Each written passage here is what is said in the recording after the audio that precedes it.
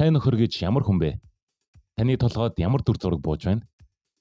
Халамжтай, хариуцлагатай, ар гэрээ авч явдаг, хандаа төшиг болдог гэд хүн болгон өөрийн бодлоо хэлэх бах. Харин тэр хүн чинь өмнө нь хамгийн аимшигтай гэмт хэрэгтэн байсан бол яах вэ? Ихэнх кино зурвалт гэмт хэргийн ертөнцөөс гарсан хүний түүхийг өнгөрсөн амьдралаасаа зугтаж, шин дайсантайгаа тэмцэж байгаагаар дүрсэлдэг. Харин өнөөдөр ярих зурвал үнийг огт өөрөөр харуулдаг. Энэ бол Gokushufudo буюу The Way of the House Husband. Монголоор гэрийн эзний замнал. Энэ бичлэгээр бид Японы хамгийн зартай гэмт хэрэгтэн хэрхэн өөрчлөгдсөнийг харах болно.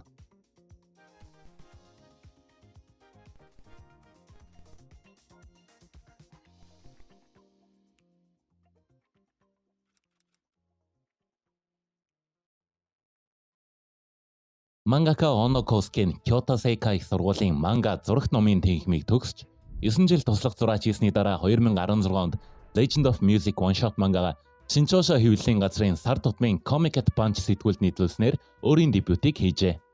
Үүний дараа Papa's Cooking, Zombies, Night Town, Tanta-sanга Yattekiru зэрэг One Shot мангануудаа хэвлүүлсний дараа Kurage Bunch онлайн манга платформ дээр Gokushufudo мангага 5 цуврал бүхий Limited манга хэлбэрээр 2018 оны 2 дугаар сарын 23-наас 3 дугаар сарын 23-ны хооронд нийтлсэн уншигчдад ихээхэн таалагдаж тухайн жилийнхээ 5 дугаар сараас эхлэн дахин үргэлжилсэн юм.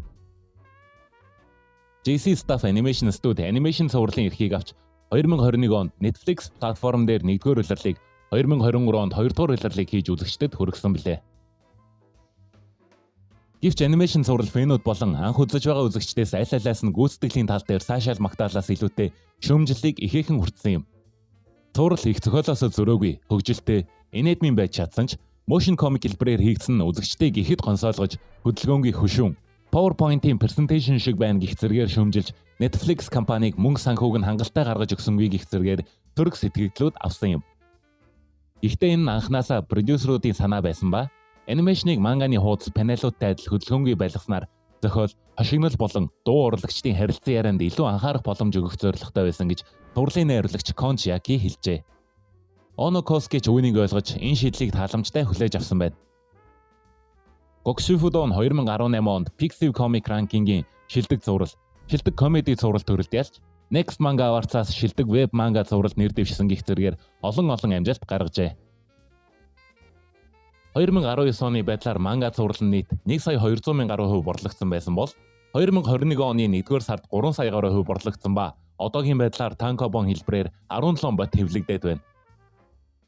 2020 онд Nippon TV зурлалын live action телевизийн зурлалын эрхийг авч 10 ангитай телевизийн зурвал хийж дараагаар нь Sony Pictures кино компани бүрэн хэмжээний уран сайхны киног нь хийх эрхийг авчээ.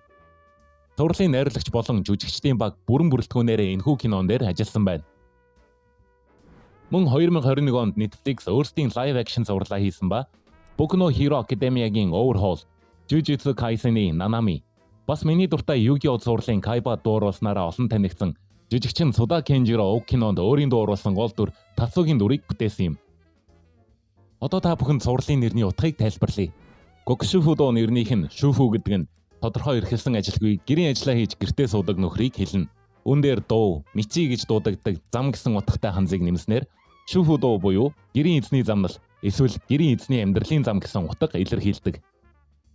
Харин эхний болон сүүлийн хоёр ханзыг хамтд нь уншвал Gokudo гэдэг үг болох ба Японд олон жилийн турш Якузаг нэрлэх нийтлэг нэр томьёо болон хэрэглэгдэж ирсэн юм. Өөрөөр хэлбэл энэ зурлалын нэр нь Якуза болон гэрийн эзний замнал гэсэн хоёр өөр утгыг агуулсан үгийн тоглоом юм.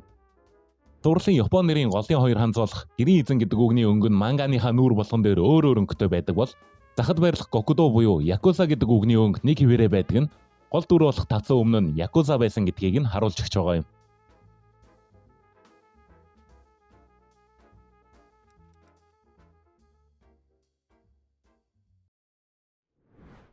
Зуралд өмнө нь гэмт хэргийн ертөнцийг чичрүүлдэг байсан Fujimino Tatsu буюу мөнхийн луу Татсу гэх Якуза гэрэлснийхээ дараа гэрийн ажил хийж гэртээ суудаг болж өөрчлөгдсөн шинэхэн амьдралынх нь өдөр тутмын хөгтөө үйл явдлуудыг харуулдаг. Ихэнх инэдмийн бүтээлд хоорондоо огт зохицохгүй хоёр ойлголтыг хоршуулж хошигнолыг бий болгодог. Гокушү фудоч энэ зарчмыг маш энгийнээр бараг төгс хэмжээнд ашигладаг. Нэг талд нь хүчирхийлэл, айдас, гэмт хэргийн ертөнц. Нөгөө талд хоол хийж, гэр цэвэрлэж, дэлгүүр хэсэх өдөр тутмын энгийн амьдрал. Энэ хоёр ертөнц хоорондоо огт нийлэхгүй мэт боловч тэднийг нэг хүний дүр дээр нэгтгэсэн мөчөөс уг цувралын хошигнол эхэлдэг. Үүнийг цувралын эхний үзэгдэл маш тодорхой харуулдаг. Нүрэндээ сорвтой, нуруугаа дүүргэсэн шивээстэй хүдэн харцтай ир хутга барин зогсно. Ийм дүр зургийг олон жил кино, аниме үзсэн бидний тарих автоматар одоо ямар нэг эвгүй юм болох нь гэж хүлээж авах нь мэдээж. Гэтэл дараагийн мөчөд бенто бэлдэж эхэлнэ. Гокушү фудо цувралын хошигнолууд энэ мэтчлэн бидэнд тогтсон хөвшмөл ойлголтуудыг эвдэх зарчмаар ажилдаг нь уг цувралын онцлог юм. Өөрөөр хэлбэл хошигнол нь зөвхөн тацуугаас биш, харин бидний урдчлан төсөөлж ботсон зүйлс оронгороо ирэх мөчөөс гарна. Энэхүү хөгжилтэй дур зургийг харж инээж явах үед надад нэг асуулт гарч ирсэн юм. Яагаад тацуугийн дүрийг заавал гэртээ сууж гэрийн ажил хийдэг болгосон юм бол? Энэ нь зүгээр нэг хошигнолын хэрэгсэл байсан уу? Эсвэл үүний ард илүү том санаа байв уу?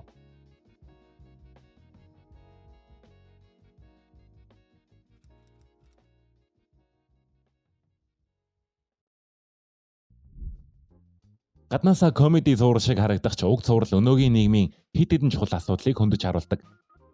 Зохиолч эсрэг тэсрэг дүрээр биднийг инээлэхийг хүссэн бол тацууг тогооч, цэцэгчин, эсвэл бүр цэцэрлэгийн багш болгож болох байсан. Яг Онизука шиг. Гэхдээ тэр эмэгтэй хүн гэрийн ажил хийж гэртээ суух ёстой гэсэн Японы дангац Японы гэлтгүй Азийн ихэнх улс оронд олон жилийн туршид тогтсон хэвшмэл ойлголтыг ашигласан. Яг энэ шийдэл нь цувралыг энгийн инэдмийн бүтээлээс арай илүү гүн гүнзгий утгатай бүтээл болгосон юм шиг санагдсан юм. Тацуу гэрийн ажилд өмнөх Якузагийн амьдралаас олж авсан туршлага, тахилга бат нухацтай байдлаараа ханддаг. Эхнэрийнхээ өдрийн хоолыг бэлтгэхдээ хүртэл алдаа гаргаж болохгүй чухал ажил шиг хандна. Энэ эсрэгцэл нь инээдтэй харагдах ч нөгөө талаас тацуугийн хичээл зүтгэлийг харахад яагаад анхнаасаа гэрийн ажлыг дутуу үнэлж амархан мэтээр ойлгодог байсан юм болоо гэсэн асуултыг чимээгүй хэн тавьдаг. Түүний эхнэр Микуч энэ харилцааны чухал хэсэг. Тэр уламжлалт гэртээ суудаг эхнэр бус, харин бүтэн цагийн ажил хийдэг, ажилдаа чин сэтгэлээсээ ханддаг амжилттай дизайнер. Гэхдээ гэрийн ажилдаа тум муу. Цуврал үүнийг түүний сул тал эсвэл хошигнолын бай болгож ашигладаггүй. Харин ч энэ харилцааг хамгийн энгийн байгалийн зүйл мэтээр харуулдаг. Тэдний харилцаанд аль нэг нь нөхөр эсвэл эхнэрийн үргээ биелүүлж чадахгүй байгаа хэрэг биш юм. Зүгээр л өөр өөртөө сайн хийж чаддаг зүйлээ хийж байгаа хэрэг юм. Өнөөдрийн санаа тийм ч онцгой сонсогдохгүй байж магадгүй. Гэхдээ энэ нь Японы нийгэмдх томоохон өөрчлөлтийг харуулдаг. Дэлхийн 2 дугаар дайны дараах хэдэн 10 жилийн турш Японд уламжлалт гэр бүл гэсэн ойлголт маш хүчтэй байсан юм. Нөхөр нь ажиллаж, эхнэр нь гэртээ үлдэж хүүхдээ өсгөж, гэрийн ажлаа хийнэ. Эмэгтэйчүүд хууль эрх зүйн хувьд илүү тэгш хэрэгтэй болж, ажлын талбарт гарч ирсний дараа ч олон хүн гэрлснийхээ дараа ажлаа орхиж, гэрийн эзэгтэй болдог байлаа. Харин сүүлийн хэдэн 10 жилд Японы хүн амын хөгшрөлт, төрөлт буурч, ажиллах хүчний хомсдол үүсч, амжиргааны өртөг өссөн зэрэг олон хүчин зүйл энэ ойлголтыг ажмаар өөрчилсөн юм. Дэлхийн банкны судалгаагаар 1990 оноос эхлэн эмэгтэйчүүдийн ажил эрхлэлт ажмаар нэмэгдэж байгааг онцолж, өнөөгийн байдлаар нийт эмэгтэйчүүдийн 45% хөдөлмөр эрхэлж байгаа бөгөөд үүний дотор гэрэлсэн эмэгтэйчүүд ч багтаж байгаа юм. Гокушү фудо энэ бүхнийг барууны бүтээлүүд шиг нөхрийг нь тэнэгдүү, бие даагаагүй сул дорой. Эхнэрийг нь гэрийн ажлын хажуугаар нөхрийнхөө ээж шиг нь асуудлыг нь шийдэж байгаагаар эсвэл улс төржүүлж хүйсийн тэгш байдлын сэдв болгож харуулдаггүй. Мөн эрчүүд гэрийн ажилд илүү сайн гэж батлахыг эсвэл эмэгтэйчүүд гэрийн ажил хийх ёсгүй гэж хэлдэггүй. Зүгээр л хайртай хүмүүсээ халамжлах гэдэг зүйл хизээч хүйсээр хэмжигдэхгүй гэдгийг харуулсан мэт. Үүний араас өөр нэг асуулт гарч ирнэ. Яагаад заавал Якуза гэж?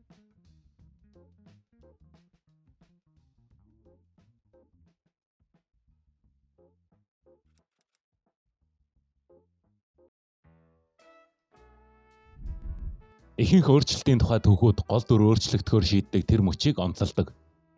Гэхдээ жинхэнэ сорилт түүнээс хойш эхэлдэг. Муу нарыг хусавч арилахгүй гэдэг шиг өөрийгөө өөрчлөх нэг хэрэг. Харин бусдад үнэхээр өөрчлөгдсөн гэдгээ итгүүлэх бол огт өөр асуудал. Зурлын гол зөрчил яг энд оршино. Тэр хаач очсон хүмүүс ам нээхээс нь өмнө дүгнэлт хийн. Цагдаа нар байнга мөрдөж ажиглана. Айдас төрүүлэмт царай, нүүрэн дээрх сорив, шивээс тэрч байтугай ярианы өнгөнд хүртэл хүмүүс Якузаг санагдуулна. Тацуугийн хийж байгаа хамгийн энгийн үйлдэл хүртэл өнгөрсөн амьдралаас нь болоод с ิจ гтэй харагдана. Хинч тэдний өмнө зогсож буй халамжтай нөхрийг харддаггүй. Энэ хэв маяг бүх цувралын турш давтагдана. Үзэгчид бодит нөхцөл байдлыг мэдэж байгаа учраас инээн. Харин тацуугийн хувьд ийм үйл ойлголцол өдөр тутмын амьдралынх нь нэг хэсэг. Гэхдээ хамгийн сонирхолтой нь тацуу энэ бүхэнд хэрхэн ханддаг вэ гэдэг. Тэр хизээч өөрийгөө зөвтгөж өөрчлөгдсөн гэдгээ батлахыг хүсдэггүй. Магадгүй энэ нь олон өөрчлөлтийн тухай түүхүүдийн орхигдуулдаг нэг үннийг олж харсных байх. Итгэлийг шууд олж авдаггүй. Өдөр бүрийн энгийн үйлслээр аажмаар олж авдаг. Харин нөгөө талаас нь харуул түүний үйлдэл хэл ярианд өмнөх амьдралын хэв маяг нь нэвч шингэсэн байдаг учраас бусад хүмүүсийн хандлагыг шууд буруутгахад хэцүү. Энэ нь хэтрүүлсэн юм шиг харагдах ч баримтат кино болон якуза нартай уулзаж хийсэн ярилцлага контентууд үзэж байхад бодит амьдрал дээр амьдралаа шинээр эхлүүлсэн якуза дунд үнэхээр л тийм хүмүүс байдгийн байна лээ. Нэг ёсондоо тэдний чанга хатуу дүрм журам тэдний амьдралын салшгүй нэг хэсэг болж үлдсэн гэсэн үг. Зурал дээр тацуугаас гадна олон якуза нар амьдралаа дахин эхлүүлэх гэж хичээж байгааг харуулдаг. Яг эндээс дараагийн асуулт урган гарч ирнэ. Яагаад ийм олон якуза байсан хүмүүс олноороо гардаг юм бол? Бас яагаад тэдэнд өнгөрснөөсөө салах ийм хэцүү байдаг юм бол?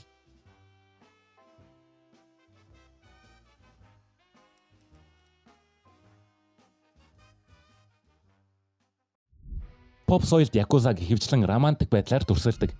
Үнэтэй хослол, тансаг машин, бүтэн биеэрээ шивээстэй хатуу ёс зүйтэй гангструуд. Тэднийг Японы маф гэж харуулах нь илбэг. Гэхдээ бодит байдал үүнээс хавьгүй төвөгтэй. Якузагийн бүлэглэлүүд мөрөөдө тоглоом, хориотой бараа борлуулах, хамгаалтын мөнгөнөрээр мөнгө хураах зэрэг хууль бус зүйлс хийдэг байсан ч цаг хугацааны явцад барилга, тээвэр, санхүү, энтертеймент зэрэг олон салбарт орж ирснээр 20 дугаар зуунд нийгмийн статусын хувьд саарл бүсэд оршиж байлаа. Хүмүүс тэдний гэмт хэргийн байгууллага гэдгийг мэддэг байсан ч нөгөө талаар тодорхой нийгэм эдийн засгийн үүрэг гүйцэтгэдэг гэж үзэх хүмүүс ч байв. Энэ нь тогтвортой биш ч олон 10 жил үргэлжилсэн хачирхалтай харилцаа юм. Японы засгийн газар 1991 онд анти-борьёкудан лав буюу зохион байгуулалтаа гэмт бүлгэлттэй тэмцэх шинэ хуулийг баталснаар энэ бүхэн өөрчлөгдөж эхэлсэн юм. Энэ хуулийн зорилго нь зөвхөн якузаг баривчлах биш, харин бүлэглэлийн гишүүд болон тэдэнтэй холбоо хамааралтай хүмүүсийг амьдрахад хэцүү болгож байв. Энэ хууль батлагдсны дараа зөвхөн идэвхтэй гишүүд төдийгүй буучин гишүүд хүртэл өдөр тутмын амьдралдаа олон саадтай тулгарч эхэлсэн юм.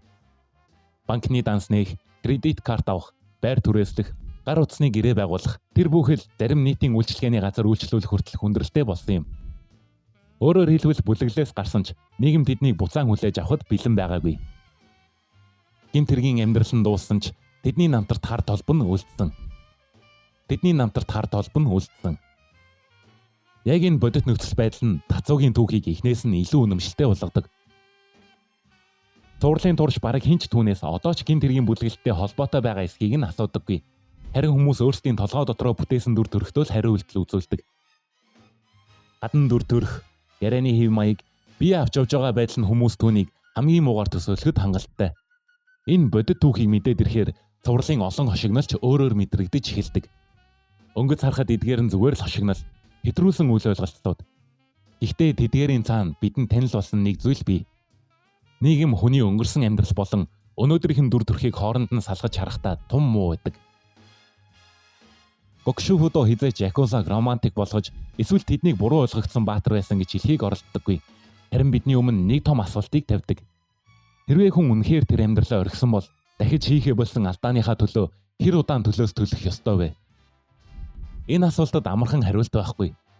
Тийм ч учраас энэ сурал энэхүү асуултын хариултыг үзэгч өөрөө бодож олоосоо гэж байгаа мэт орхидог.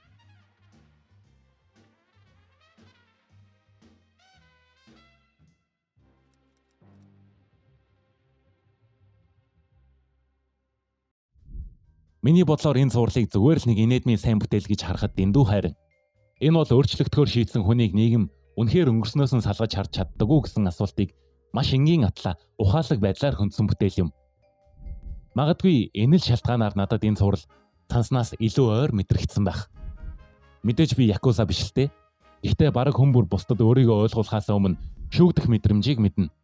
Заримдаа гадаад төрөх, ажил, эсвэл олон жилийн өмнөх нэг алдаанаасаа болоод эсвэл зүгээр л бусдын биднээс хүлээдэг дүр төрхөд нийцдэггүй учраас. Энэ утгаараа тацуугийн түүхэндээ якузагийн тухай биш, харин хүн өөрийгөө өөрчлөхийг хүсгэд бусад хүмүүс хуучин дүрээр нь дурсаар байх тухай юм. Нөгөө талаас эр хүн, гэрийн эзэн, нөхөр хүн ийм байх ёстой, тийм байх ёстой гэсэн нийгэм тогтсон уламжлалт дүр төрхийг эвдэж, хоёр хүн үнэхээр бие биедээ хайртай бол оройн хоол гэрийн ажлыг хэн хийх нь чухал биш. Харин нэгнээ байгаагаар нь хүлээн зөвшөөрч ойлгох нь хамгийн чухал гэсэн санааг дэвшүүлдэг. Миний бодлоор энэ л тацууг жирийн инэдмийн гол дүрээс илүү гүн гүнзгий, философик дүр болгож чадсан юм. Тиймээс хэрвээ та зөвхөн тасралтгүй үргэлжлэх тулаан акшн хайж байгаа бол Гокшуфудо цуврал таны хайж байгаа аниме биш байх. Харин инээлхийн зэрэгцээ, гэр бүл, өөрийн мөн чанар, хүн үнэхээр өөрчлөгдөн гэж юу гэсэн үг вэ гэдэг талаар чимээг хүн бодогдуулдаг бүтээл үзмээр байвал би энэ анимег санал болгож байна. Бичлэг маань энэ хүрээд өндөрлөж байна. Таалагдсан бол лайк дарж subscribe хийгээрэй. Дараагийн бичлэгээр уулзцаая.